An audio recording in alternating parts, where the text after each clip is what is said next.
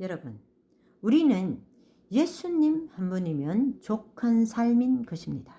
그런데 이것을 깨닫고 실천에 옮기는 것은 각자 개인의 몫인 거죠. 각자 해야 되는 거예요.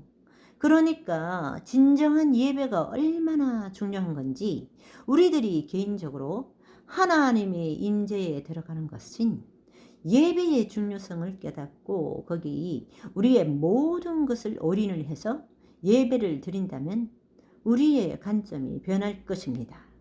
그럴 때 하나님이 이런 사람들을 하나님의 팔에 안으시고 주의 친절한 팔에 안기세 영원하신 팔에 안기세 영원한 완전한 우리 하나님의 관점을 허락하셔서 주님과 똑같은 일을 우리가 부족하지만 해 나가는 것입니다.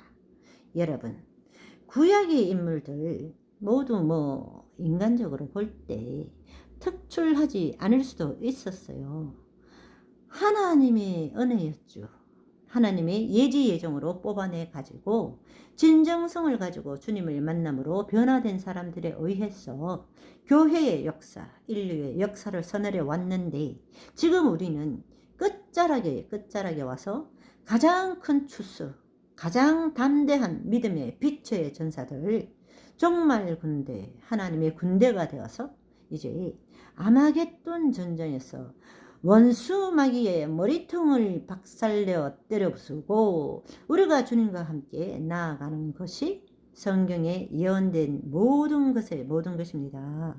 그러므로 하나님을 주목하는 것, 하나님을 바라보는 것, 하나님 앞에 손을 들고 항복하는 것, 이것이 최고의 축복입니다. 우리들이 예배의 자리에 주님이 좌정하셔서 가장 먼저 하시는 것은 예배자들을 찾으시는 것입니다. 이런 진정한 예배를 드리는 자, 주님이 찾으시는 예배자는 그분 곁에 서서 잠잠하게 기다릴 줄 아는 사람들입니다. 서두르지 말고 조급하지 말고 지금 대부분의 사람들이 주님 오시기를 너무 오래 기다리다 지치신 것 같은데 여러분, 지친다는 말 하지 마세요. 그건 인간적인 관점입니다. 우리가 날이 갈수록 독수리같이 올라가야죠. 올라가 독수리같이 주 앙무하는 자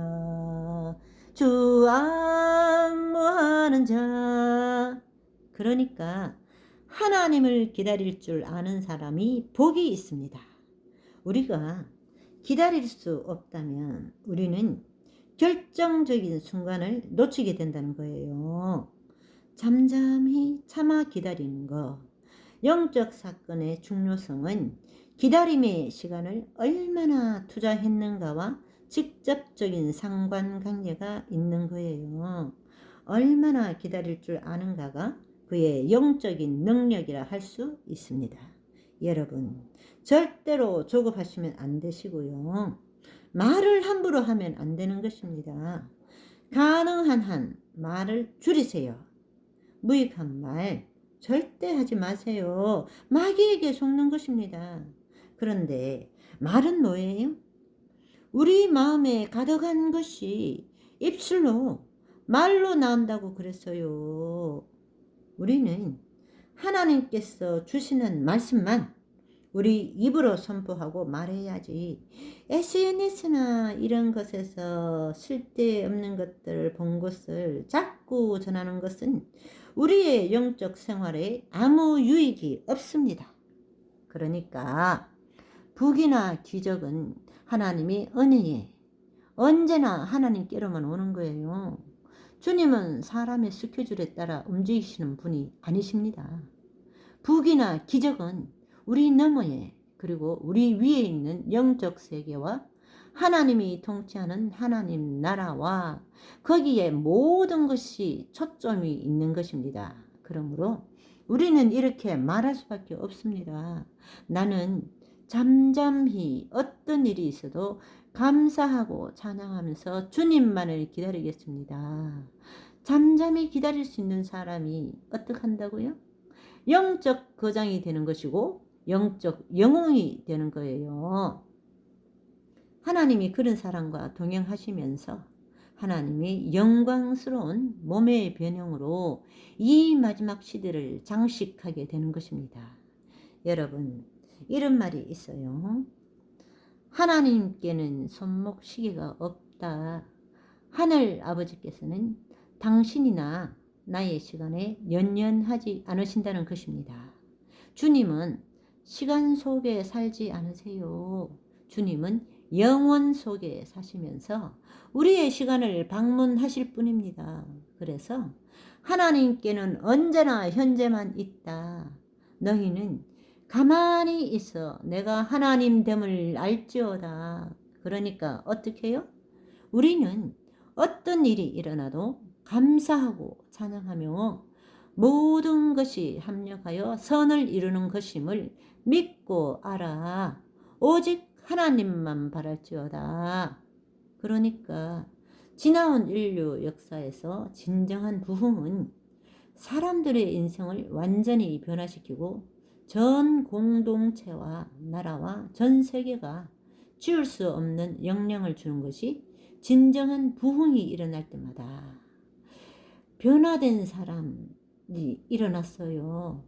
그리고 그 일의 주인공들은 예배에 성공한 사람들, 예배를 승리하는 사람들, 주님의 뜻을 이루겠다고 자기를 부인하고 자기 십자가를 지고 주님의 말씀에 100% 순종한 사람들에 의해서 인류 역사가 여기까지 온 것입니다.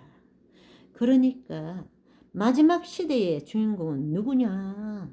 이제 곧 있을 부활체 몸으로의 변형을 통해서 허락하신 시간이 얼마일지는 모르지만 주님이 하셨던 부활 후 변형된 몸을 가지고 수많은 사람들을 찾아가서 돕고 기적을 베풀어서 그들을 다시 회개시키고 구원해내는 일을 우리가 감당할 수 있는 이 시대의 주인공, 역사의 주인공이 우리라는 것입니다. 얼마나 감사합니까? 할렐루야. 사탄은 하나님의 사람들이 거룩한 목적을 잉태하게 되는 것을 가장 두려워합니다. 그러니까 다른 말로 말하자면 하나님의 기름 부음 가운데 사람들이 새로운 인생으로 탄생하게 될 것을 예견하게 되면 마귀와 지옥은 공포에 휩싸인다는 거죠. 그러니까 마귀는 기껏해야 시간이 그동안 6,000년 동안 에덴 동산부터 첫 아담을 속여가지고 선악을 알게 하는 열매를 따먹게 하고 자기의 종으로 삼아 가지고 인간을 노예화시켜 여기까지 지가 왕노릇하고 예배를 받기 위하여 여기까지 왔지만, 그러니까 인간들이 맨날 절하는 거 아닙니까? 뭐든지 절해요. 복 받아 보려고. 세상, 이 별 볼 일 없는 세상. 그랬는데 이제 그 시간은 다 지나가고 이제 몸의 변형이 되는 사람, 참 휴거신부, 주님이 오시는 것만 기다리면서 말씀에 몰두하고 예배에 승리하는 사람들을 이 마귀와 사탄의 쫄개들이 가장 무서워하고 두려워하는 거예요. 그러니까 우리에게 하나님께서 하늘의 모든 보화와 예수 그리스도와 모든 진리를 우리에게 선물로 주셨다 할지라도 이것을 사용하느냐 안 하느냐는 우리 스스로에게 있는 것입니다. 그러니까 각자의 믿음을 빨리 키워야 되는 거예요.